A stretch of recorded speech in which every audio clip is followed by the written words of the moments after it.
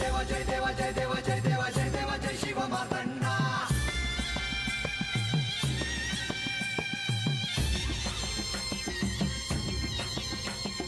जय देवा जय देवा जय देवा जय देवा जय देवा जय शिव मार्तंडा. हरिवर्धन मल्हारी तुझी प्रचंडा. अगडदुम नगारा सोन्याची जेजुरी देव गेले जेजुरा निळा घोडा. अगडदुम नगारा सोन्याची जेजुरी देव गेले जेजुरा निळा घोडा. पावने तोडा कमरी कर पटा मिहिर मस्तकी तुरा. खोबऱ्याचा कुटका भंडाऱ्याचा भडका बोल हंकारा सदानंदाचा येळको. सदानंदाचा येळको. जय देवा जय देवा जय देवा जय देवा जय देवा जय शिव मार्तंडा. जय देवा जय देवा जय देवा जय देवा जय देवा जय शिव मार्तंडा. हरिवर्धन मल्हारी तुझी प्रचंडा. जय देवा जय देवा जय देवा जय देवा जय देवा जय शिव मार्तंडा. हरिवर्धन मल्हारी तुझी प्रचंडा.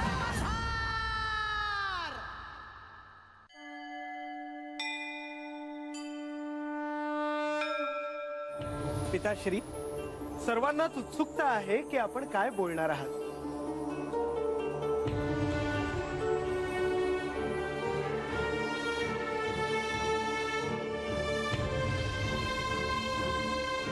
श्री खंडेरायांचा राज्याभिषेक सोहळा होणार आहे. हा आनंददायी सोहळा असेल, परंतु या राज्याभिषेक सोहळ्याला जर बानू इथे येणार असेल तर ही बाब गंभीर आहे.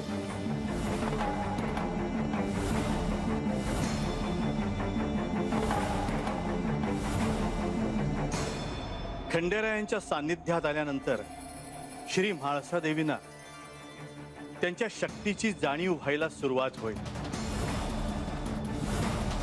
त्यांच्या मूळ स्वरूपाचे स्मरण नाही, परंतु शक्तीची जाणीव तर आहेच.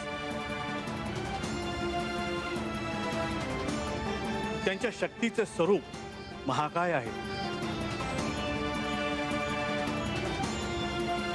जर ती शक्ती नियंत्रित झाली नाही आणि त्यांचा क्रोध अनावर झाला तर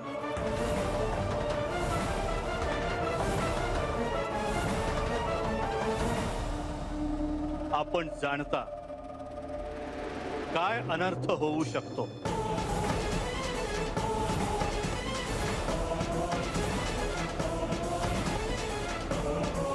पार्वतीला दिलेल्या वचनाप्रमाणे जयाद्री अर्थात बानूशी माझा विवाह होणार आहे.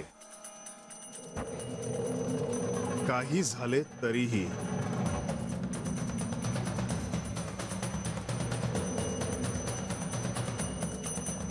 ही म्हाळसा आणि बानूची पहिली भेट असेल. देवा,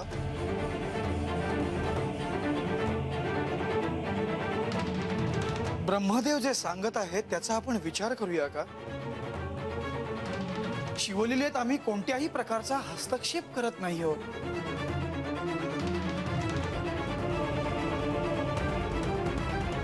परंतु राज्याभिषेक काही दिवसांनी पुढे केला तर म्हाळसा देवी आणि बाणाईची होणारी भेटही पुढे जाईल.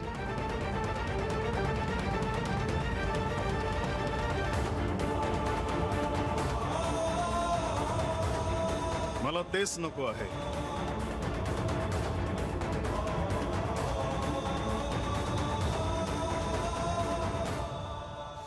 ही वचनपूर्तीची कथा आहे. जे होणार आहे ते थांबणे नाही.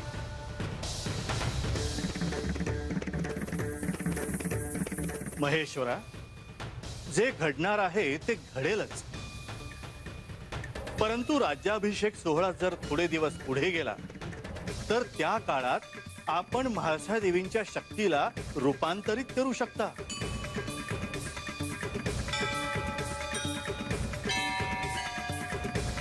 त्यांचा क्रोध शांत करू शकाल, जेणेकरून त्यांच्या क्रोधाचा स्फोट होणार नाही.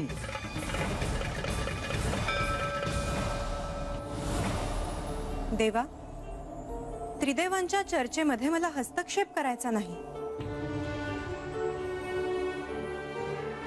परंतु मला देखील असं वाटतं की राज्याभिषेक जर काही दिवस पुढे गेला तर ते योग्यच ठरेल.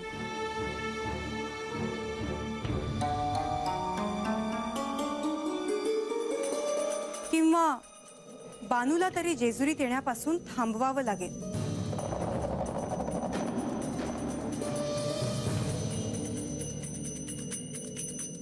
क्षमा असावी देवा,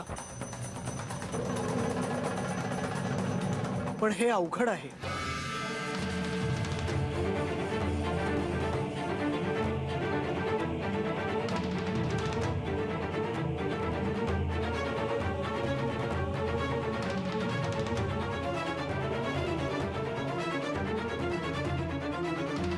ठीक आहे, राज्याभिषेक काही दिवस पुढे न्या.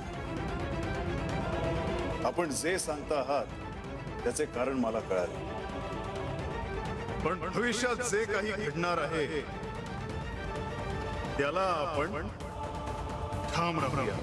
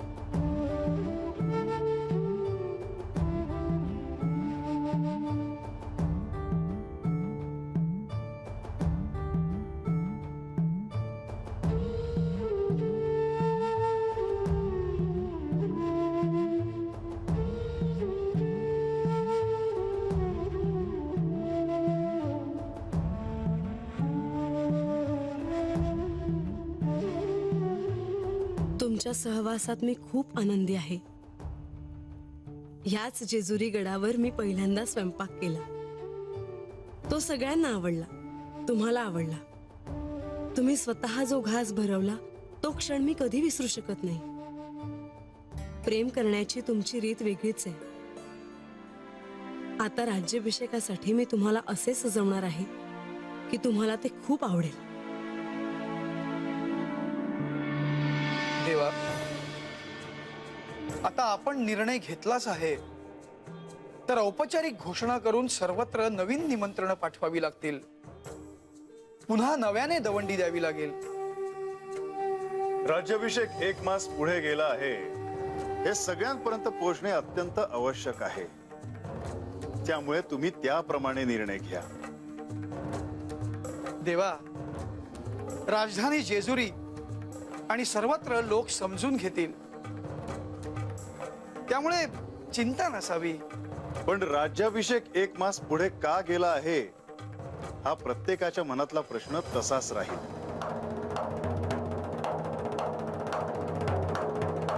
देवा, हे जरी खरं असलं तरी राज्याभिषेकाचा सोहळा अद्भुत होईल हे निश्चित. प्रधानजी, नारद मुनींनी यावेळी जी भूमिका घेतली आहे ती मला आवडली आहे.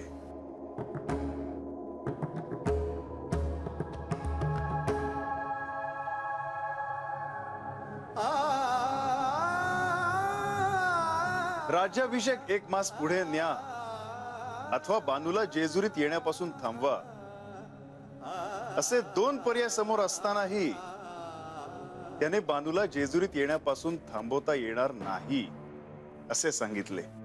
मुनिवर बाणाईचे गुरु आहेत देवा. गुरुच्या भूमिकेतून त्यांनी तसं सांगितलं. गुरुला साजेस असे ते वागले. देवा, म्हाळसा देवींसाठी आपल्याला पुढे व्हावं लागेल. त्यांच्यासाठी गुरु म्हणून तुम्हाला उभं राहावं लागेल. हो,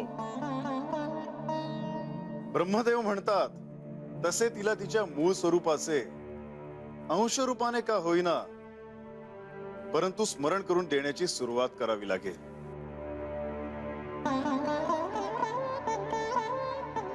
तिच्या क्रोधाला शांत करावे लागेल.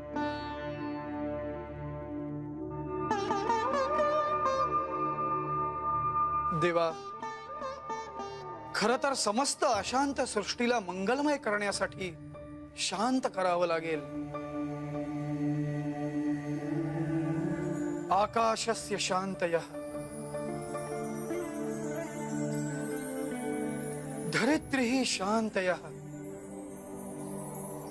वनस्पतिः शांतयः,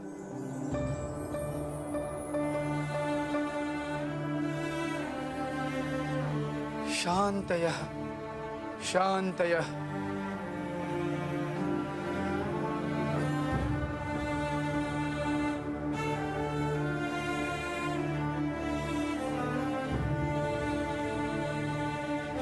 देवा, मी यावं काची?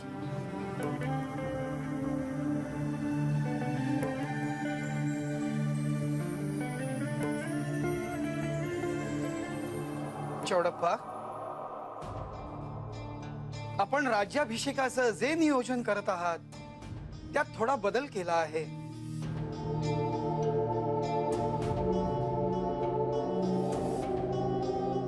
राज्याभिषेक 1 मास पुढे जाईल. नाही, आता लहान तोंडी मोठा घास घेतो या. बरं, आमचं काही चुकलं तर नाही ना?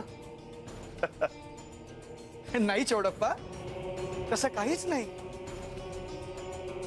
तुम्ही राज्याभिषेकाचं नियोजन उत्तमरित्या करत आहात.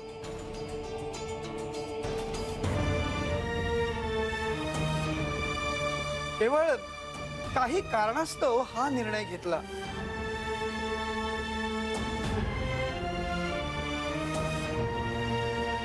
राज्याभिषेक अधिक सुनियोजित करायला सगळ्यांनाच वेळ मिळेल. ठीक आहे जी. अहो, पर समध्यांना सांगावा धाडला आहे. त्यासनी अवतान मिळाला असेल त्यासनी परत सांगावा धाडायला लागेल. आणि ज्यांचं अवतान अजून वाटत असेल ते थांबवावं लागेल जी. चौडप्पा, राज्याभिषेक 1 मास पुढे गेला आहे हे सर्वांपर्यंत नीट पोहोचेल हे पहा. सगळे प्रश्न विचारतील त्यांना संयमाने उत्तर द्या.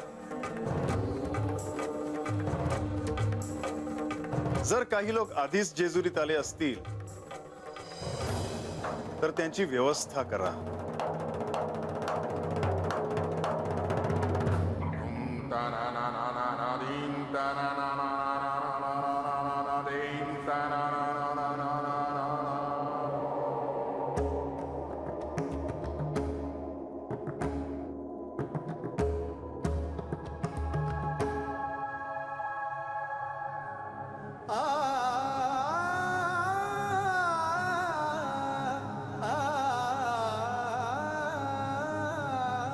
बोलावे. मी हे काय ऐकते आहे?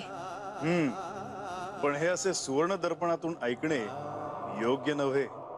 नाही, मी सुवर्ण दर्पण यासाठी हातात घेतला कारण मला तुमच्याशी बोलायचे होते. पण आपण नंतर बोलूया का?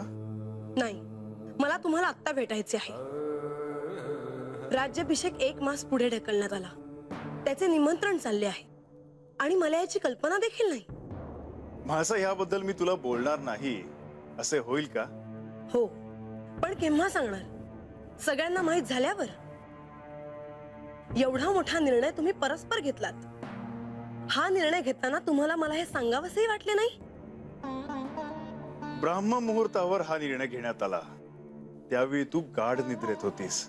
एवढा मोठा निर्णय अशा पद्धतीने कसा घेतला जातो? म्हाळसा, शांत हो. हे आपण असं बोलून तुला कळणार नाही. आपण भेटून बोलूया का? चालेल, आपण आत्ता भेटून बोलूयात. ठीक आहे, मी आलोच.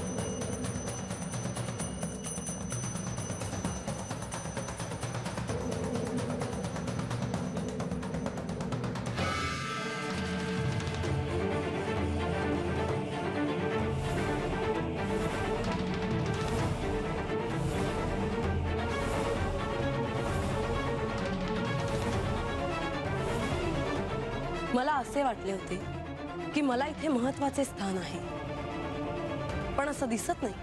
म्हाळसा, जेजुरी गडावर तुझं स्थान महत्वाचंच आहे. मग राज्याभिषेक पुढे गेल्याचे मला काहीच माहित नाही. मी सुवर्ण दर्पणातून पाहिलं नसतं तर मला कळलंच नसतं, किंवा मला दुसऱ्या कोणाकडून तरी कळलं असतं. म्हाळसा, मी तुला सांगणारच होतो.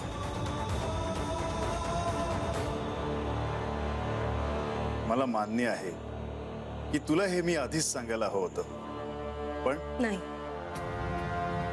हा निर्णय ठरवत असताना माझं असणं अपेक्षित होतं. हा निर्णय केवळ माझाच नाही, तर साक्षात ब्रह्मदेवी त्यावेळी उपस्थित होते. ते पहाटेच गडावर आले होते. ब्रह्मदेव म्हणजे सृष्टीचे निर्माते, नारद मुनीचे पिताश्री. साक्षात नारद मुनीही त्यावेळी उपस्थित होते. मी लहान गावातून इथे आले, मला त्यांच्याविषयी फारसं माहित नाही. पण राज्याभिषेक आत्ता नको असं ते का म्हणाले? असं काहीतरी कारण असणार जे तुम्हाला मला सांगता येत नाही. असे काही नाही म्हाळसा. राज्याभिषेक जर नियोजित वेळी झाला तर काही अशुभ घडू शकते असे त्यांना वाटले, आणि म्हणून त्यांनी हा प्रस्ताव मांडला. आणि प्रधानजी आणि लक्ष्मी देवींनीही याला सहमती दिली आहे. म्हणजे तेही तिथे आले होते? हो. म्हणजे हे खरं की त्या चर्चेत मी असणं तुम्हाला सोयीचं वाटलं नाही, किंवा मी त्या चर्चेत असणं तुम्हाला महत्वाचं वाटलं नाही. सिंहासनावर बसवताना मात्र हे स्थान कायम तुझेच आहे असे तुम्ही मला सांगितले. पण हे केवळ शब्द, याला काही अर्थ नाही. म्हाळसा, तुझ्या दृष्टीला जेवढे दिसते तेवढेच जग नाहीये. पण माझी दृष्टी जिथपर्यंत जाते तिथपर्यंतच मला समजून घ्यायचे आहे. मी कितीही सामान्य असले तरी. नाही म्हाळसा, तू सामान्य नाहीस, तू असामान्य आहेस. केवळ तुझ्यातल्या दिव्य स्वरूपाला तुला ओळखायचे आहे.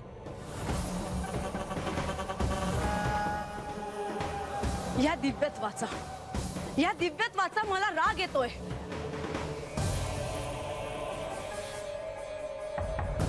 म्हाळसा, असं रागावून कसं चालेल? मग मला सांगा, राज्याभिषेकाची तिथी पुढे का करण्यात आली? काय अशुभ घडणार होतं?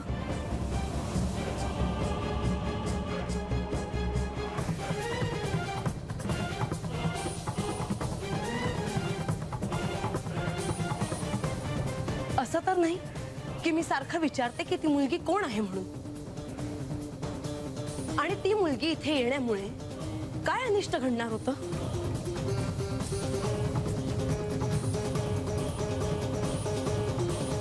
त्या धनगर कन्येचं तुम्हाला एवढं कौतुक,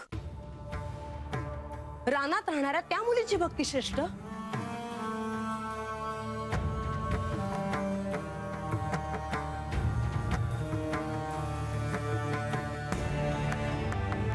म्हाळसा, तुला तिच्याबद्दल समजून घ्यायचं होतं तर ते तू घेतलंस का? हो, मग काय करणार? नारद मुनींना विचारलं की ती कोण आहे. रागाच्या भरात माझ्या डोक्यात एवढे विचार आले की तिचं नाव गाव मला विचारता आलं नाही.